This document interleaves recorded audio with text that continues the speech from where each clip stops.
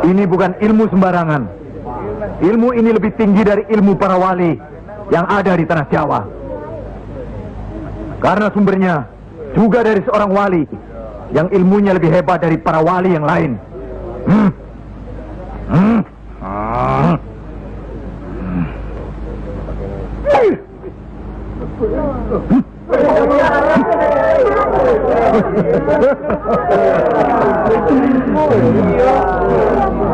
Bagaimana Pak Haji? Pak Haji bisa? Ini ilmu Tuhan Pak Haji.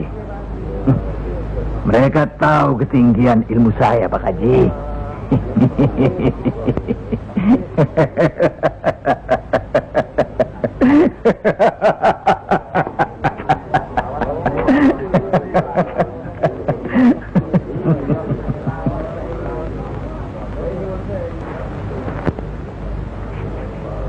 Telur-telur itu sudah waktunya menetas.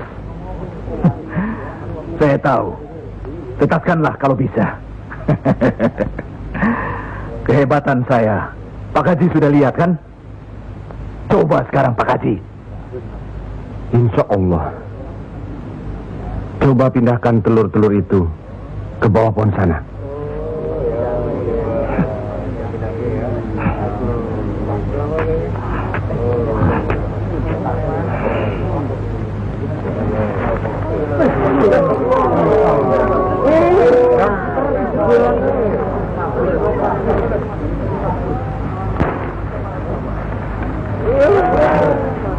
Monggo Pak Haji.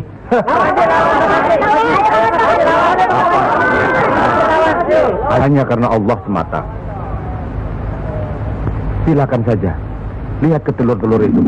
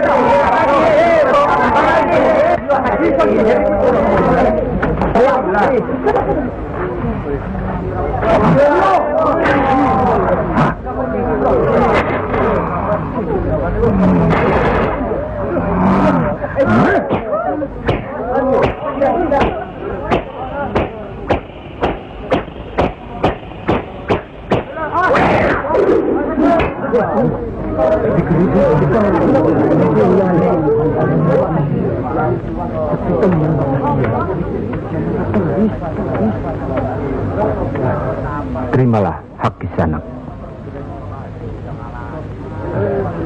Ilmu tidak untuk diperagakan, tapi untuk diamalkan. Terimalah.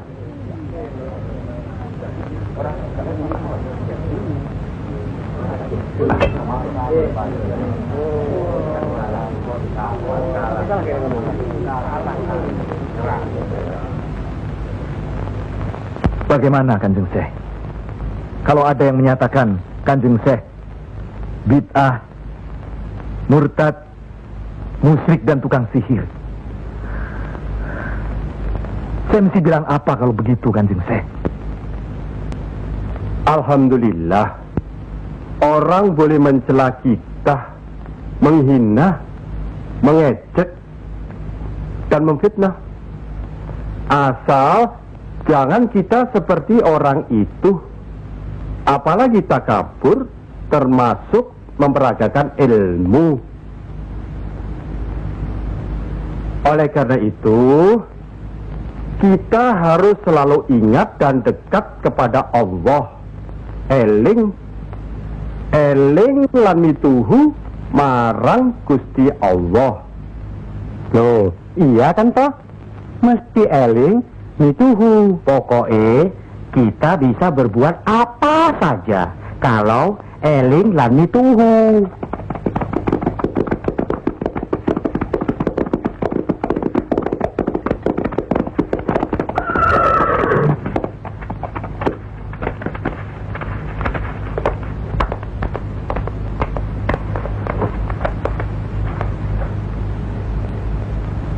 Mas kalian belum benar Islamnya. Tidak memberi salam terlebih dahulu. Kayak curug. Maafkan kami, Kanjeng.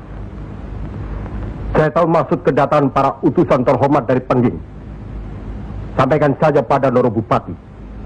Saya mau bantu kalau urusan agama. Urusan pemerintahan, saya tidak mau ikut campur.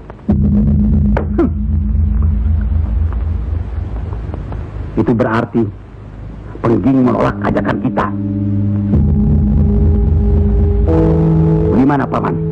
Jelas. Karena Pengging dan kelompok wali sedang main lihat-lihatan. Memang, apalagi tersiar berita bahwa para wali telah mencalonkan Raden Patah sebagai Sultan di Bintoro Demak. Apa maksudnya itu, Kanjeng? Itu satu taktik untuk mengizinkan jalan, karena beliau masih ada tetesan darah Majapahit.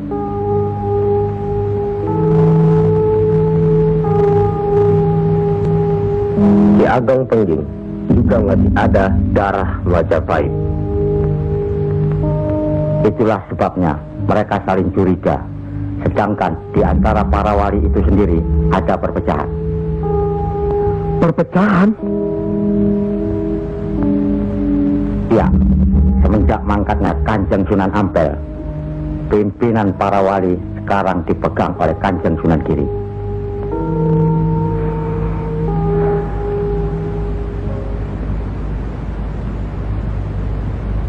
Saya tidak mengerti mengapa Dimas Sunan Kalijogo menggunakan ini.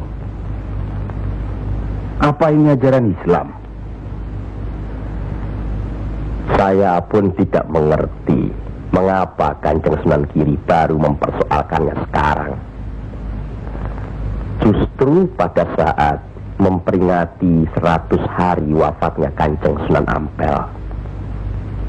Kenapa tidak dulu-dulu? Ya, karena baru sekarang ini kita berkumpul tanpa ada orang lain di antara kita. Kenapa Dimas menggunakan kemenyan, bunga-bungaan, dan lain-lain ini? Bukankah Rasul menganjurkan agar kita selalu rapi, bersih, dan menggunakan wangi-wangian? Setiap sholat Jumat pun kita dianjurkan menggunakan wangi-wangian. Apakah sholat Jumat itu bukan ibadah?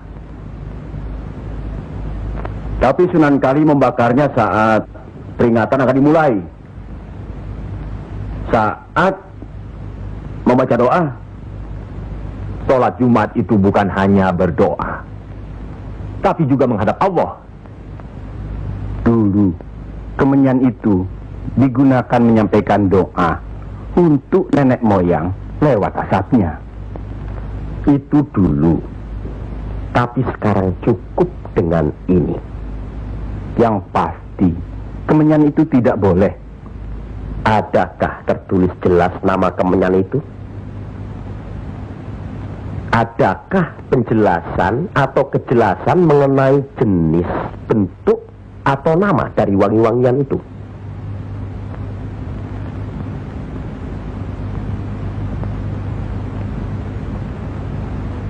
Kalau orang Jawa menganggap kemenyan, setangki, bunga-bungaan itu wangi, apa salahnya kalau mereka menggunakan? Tapi Sunan Kali kan bisa melarangnya. Untuk apa melarangnya? Untuk apa kalau cuma membuat mereka tersinggung dan kemudian kita tidak berhasil mengislamkan mereka? Memang Sunan Kali lah yang selalu lain cara pendekatannya kepada rakyat. Tidak ada cara lain, Kanjeng Sunan Giri. selain mendekatkan hatinya, sentuh perasaannya. Sesuaikan dengan kebiasaannya.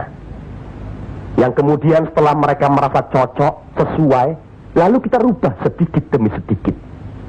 Bukankah kesemuanya itu telah kita musyawarahkan terlebih dulu? Tapi ingat, janganlah merendahkan martabat Sunan Wali dengan berpakaian mulung seperti itu terus-menerus. Kanjeng Sunan Kudus, kita punya budaya sendiri. Gunakanlah itu. Dengan begini saya bisa mendekatkan diri, bergaul dengan mereka. Tidak ada jarak antara kita dengan mereka. Ada sambung rasa. Lagi pula iman Islam seseorang bukan terletak di pakaian, tapi di sini. Yang penting bersih, aurat tertutup.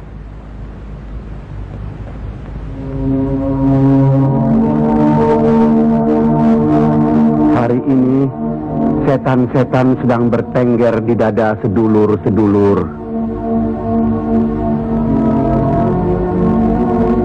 Lupa akan firman Allah. Kalau ada perselisihan di antara kita umat muslim, kembalilah pada Al-Quran. Kenapa sedulur-sedulur lupa?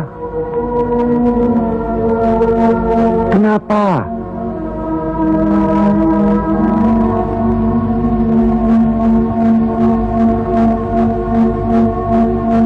Maaf Kanjeng Sunan Giri.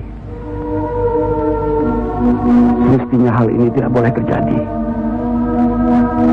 Apalagi Kanjeng Sunan sebagai pimpinan kami di sini.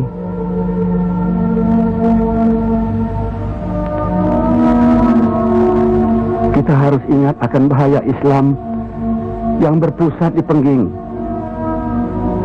yang perkembangannya begitu cepat, penyebarannya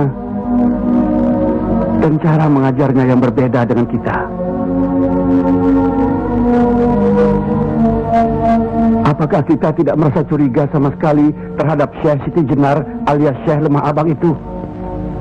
Maaf, Kanjeng Sunan Bonang.